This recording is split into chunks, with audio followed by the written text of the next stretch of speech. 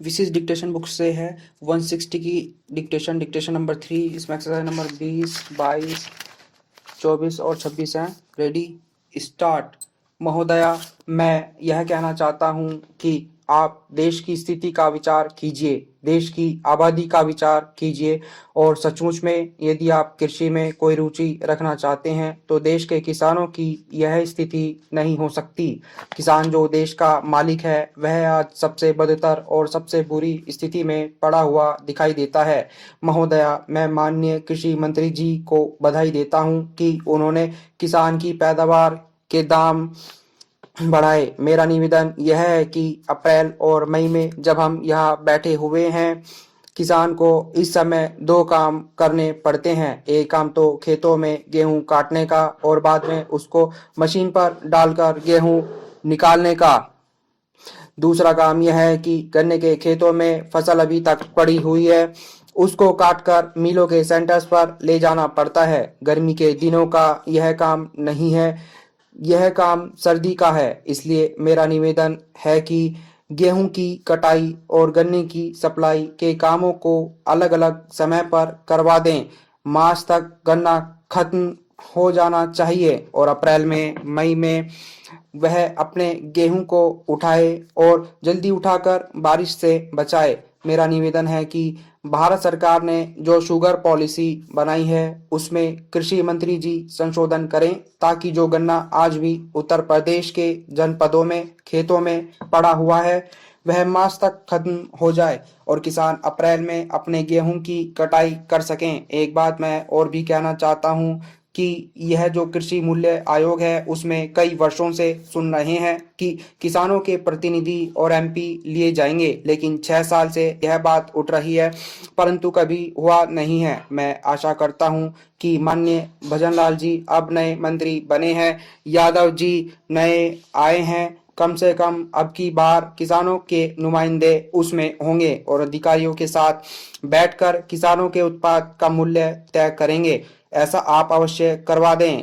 इन्हीं शब्दों के साथ मैं आपके वक्तव्य का स्वागत करता हूं और महोदया आपको धन्यवाद करता हूं कि आपने मुझे बोलने का अवसर दिया। सभापति महोदय, सबसे पहले तो मैं सभी माननीय सदस्यों का बड़ा आभारी हूं कि उन्होंने बहुत ही मूल्यवान और आदर्श विचार रखे। मैं जितना भी उनका धन्यवाद करूं मैं समझता हूं उतना ही थोड़ा है। बहुत अच्छे सुझाव भी दिए हैं और जानकारी भी दी और कुछ हमारे सदस्य हैं जो विशेषज्ञ भी हैं, हम इस बारे में उन्होंने बहुत अच्छी बातें कही हैं। बहुत से नेता यहाँ किसानों के नेता भी हैं, उन्होंने भी बहुत अच्छी बातें कही जो किसानों के हित में हैं। मैं सबका मुबारक देना चाहता हूँ। आप जानते हैं कि हमारा मुल्क कृषि प्रधान देश है। आदरणीय सभापति महोदय, जो बिल मंत्री जी की तरफ से बाल विवाह रोकने के संबंध में पेश किया गया है मैं उसका समर्थन करता हूँ। मंत्री महोदय ने इस बिल को पेश करते समय देश की जनसंख्या की समस्या की तरफ भी ध्यान आकर्षित किया है।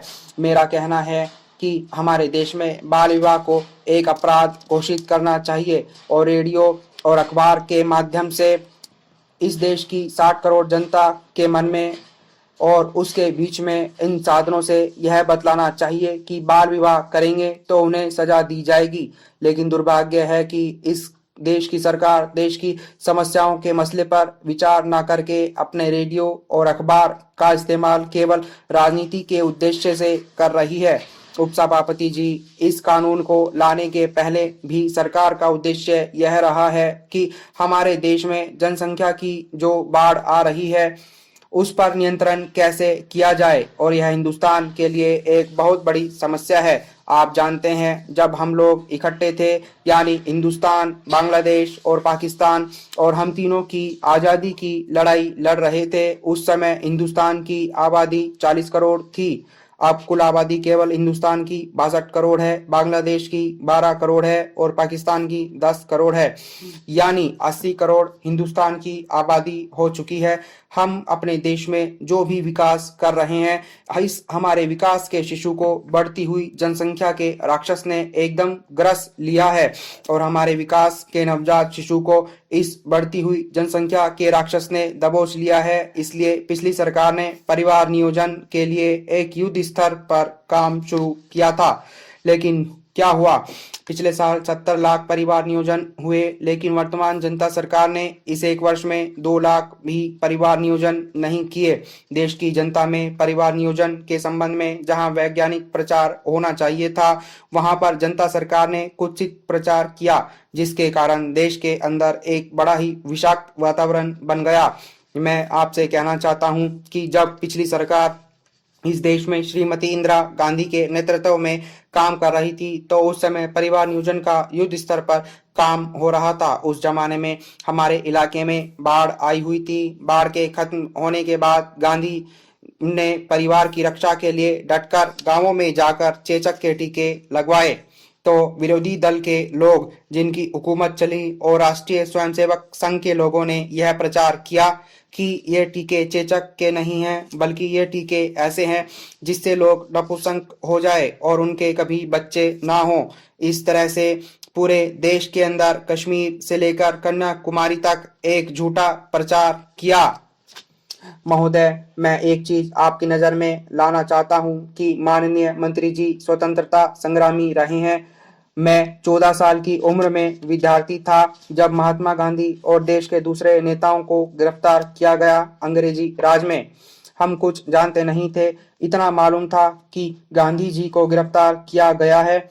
हम को किसी ने नहीं बताया कि हड़ताल या इसके खिलाफ कोई आंदोलन करना चाहिए। दिल में कुछ ऐसा पैदा हुआ कि इसके खिलाफ आवाज उठानी चाहिए। आवाज उठाई, जितने विद्यार्थी थे बाहर निकल आए, आंदोलन चलाया, हम जेल गए। विद्यार्थी जीवन में ही हम बाहर आ गए थे। हमें मालूम नहीं था क्या कानून है और क्या कर सकते हैं। चर्चा करने से पता चला कि इस प्रकार का एक कानून है। ऐसे ही कानून को हमारे खिलाफ इस्तेमाल किया गया। हमारे जो भी बंधु मित्र थे हमको पत्र लिखा करते थे या हम उनको पत्र लिखा करते थे। उनके पत्र ना हमको मिले और ना हमारे उनको मिले। जब हम बाहर आए और पूछा कि हमने जो पत्र लिखे थे आपने उनका जवाब क्यों नहीं दिया, तो कहने लगे कि हमको आपके पत्र नहीं मिले। हमने कहा कि हमें भी तुम्हारे पत्र नहीं मिले। इसका मतलब यह है कि इस कानून का उस वक्त भी इस्तेमाल किया गया था। हमें इस चीज को देखना है कि अंग्रेज हो या निजाम की सरकार हो, सब एक ही हैं। वे अपने फायदे के लिए इस कानून का इस्तेमाल करते थे। जो हो सकता है आप अच्छे आमदन आदमी हो, इसका इस्तेमाल नहीं करते हो। इस जगह पर कोई दूसरा नेता आ जाए और वह खराब आदमी हो, तो वह अपनी सत्ता को किसी तरीके से छोड़ना नहीं चाहेगा, उसको कायम करना चाहेगा। इसलिए वह इसका इस्तेमाल करेगा। लोगों की जो रहस्यमयी चीजें हैं, आपस की, परिवार की, सगे संबंधियों की, इसके जरिए उन सबको देखा जा सकता है। हम चाहते हैं कि यह चीज खत्म होनी चाहिए। मैं यह नहीं कहता कि मंत्री जी इससे सहमत नहीं हैं, सहमत जरूर हैं। हो सकता है कि उनकी भी कुछ मजबूरियां हों। क्या मजबूरियां हैं सिर्फ वे ही जानते हैं। जैसे हमारे मित्रों ने कहा कि अगर कोई ऐसा आदमी सत्ता में आ जाए जो किसी तरह भी सत्ता में रहना चाहता हो, विरोधी शक्तियों को खत्म करना चाहता हो, विरोधी दलों को खत्म करना चाहता हो, वह इस कानून का इस्तेमाल कर सकता है। उनके खिलाफ, उनकी नीतियों के खिलाफ कर सकता है। यह बड़ा खतरनाक कानून है, इसको बदलना ही चाहिए। श्री गोपाला स्वामी ने इसको बदलने की जो बात कही है वह बिल्कुल साफ है। यह कानून अंग्रेजों की सत्ता के लिए था, हमारे लिए यह नहीं है। जनता की चुनी हुई सरकार के लिए इस कानून को बनाए रखना शोभा नहीं देता। यदि पोस्टल में कहा गया है कि सरकार की कोई अख्तियार नहीं है। महोदया, कानूनी सहायता के संबंध में जो प्रस्ताव आया है मैं उसका समर्थन करता हूं। मैं इसलिए समर्थन करता हूं क्योंकि मेरी समझ यह है कि जनतंत्र के अंदर गरीबों को सस्ता न्याय दिलाना राज्य की जिम्मेदारी होनी चाहिए। लेकिन आज़ादी के 35 वर्ष के बाद भी देखने को यह मिलता है कि आज भी लोगों को महंगी दर पर न्याय मिलता है। गरीबों का कचहरियों में पहुंचना और सस्ता न्याय पाना एक असंभव सी बात है। अगर सही मायने में देखा जाए तो सुप्रीम कोर्ट में जितने भी मामले हैं 99% मामले अमीरों के बीच में ही हैं। हाई कोर्ट की भी हालत करीब करीब उसी तरह की है और जिला कोर्ट की भी हालत उसी तरह की है। इसका क्या अर्थ है कि देश के अंदर गरीबों पर कोई जुल्म और अत्याचार नहीं होता है जिससे वे कोई मामला हाई कोर्ट में या सुप्रीम कोर्ट में या जिला कोर्ट में या उसके नीचे नहीं लाते। ऐसी बात नहीं है। कारण यह है कि न्याय इतना महंगा है कि उनके लिए यह संभव नहीं है कि वे अपना मामला इन कचहरियों में ला सकें और लाने में जो खर्च होता है उसे वहन करना, बर्दाश्त करना उनकी आर्थिक शक्ति से परे की बात है। मामलों को कोर्ट में लाने की बात तो छोड़ दीजिए, बहुत से ऐसे भी मामले होते हैं जिनको वे थाने में ले ही नहीं जाते हैं इसलिए कि उनके हमेशा कचहरियों में जाने की फीस, आने जाने का खर्च और कोर्ट के खर्च, इन तमाम खर्चों के चित्र जब प्रस्तुत होते हैं तो वे कचहरियों में मामले फाइल करना उचित नहीं समझते हैं। इसलिए जो सरकार बार बार घोषणा करती है कि गरीबी रेखा के नीचे रहने वालों की संख्या 50% है, इसलिए ऐसे लोग कचहरियों में जाएं और यह महंगा न्याय प्राप्त करें, यह उनके लिए असंभव सी बात है। सरकार ने बहुत तरह के कानून बनाए हैं। हदबंदी का कानून बनाया है, फाजिल जमीन का कानून बनाया है, न्यूनतम मजदूरी का कानून बनाया है और इस तरह के अनेक कानून बनाए हैं जो कि आमतौर पर गरीबों के लिए ही बनाए गए हैं और उनसे यह अपेक्षा की गई थी कि इन कानूनों के जरिए गरीबों को कुछ राहतें दिलाई जाएगी। हम लोग देहातों से आते हैं। हदबंदी से फाजिल जमीन के लिए जो संघर्ष होता है उस संघर्ष के लिए मामला फाइल करना कचहरियों में गरीबों के लिए बिल्कुल ही असंभव है।